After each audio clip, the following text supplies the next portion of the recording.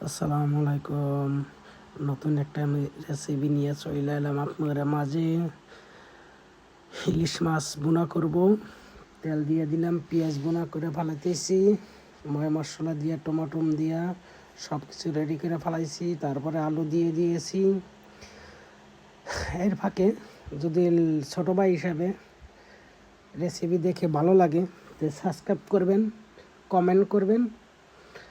ভালো লাগলে তারপরে দেখেন নাড়াচাড়া করে দেওয়ার পরে সুন্দর করে একটু পানি দিয়ে দিলাম। যারা মাখা মাখা খাইতে চান তাহলে জলটা কমিয়ে নেবেন, আর যদি আপনারা যদি না জল খাবো মজা লাগবে জলও রাখতে পারেন, কোনো সমস্যা নাই। তো এই কারণে সব কিছু দেওয়ার পরে এই যে মাছটা সুন্দর করে মাছটা ছেড়ে দিলাম। মাছটা ছেড়ে দেওয়ার পরে এইখানে আমি মনে করেন আমি জল রাখবো না, জলটা আমি কমাইয়া দিব।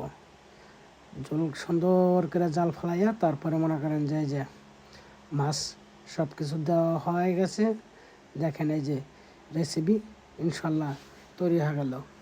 আর ছোটো ভাই হিসাবে হয়তো ভালোভাবে কথা বলতে পারি না আমি, তো আপনারা যদি সাহস দেন তো অবশ্যই ধীরে ধীরে ঠিক হয়ে যাব ইনশাল্লাহ। আমি আপনাদের জন্য দোয়া করি, আমার জন্য আপনারা দোয়া করবেন। ওকে, আসসালামু আলাইকুম ওয়া রাহমাতুল্লাহ।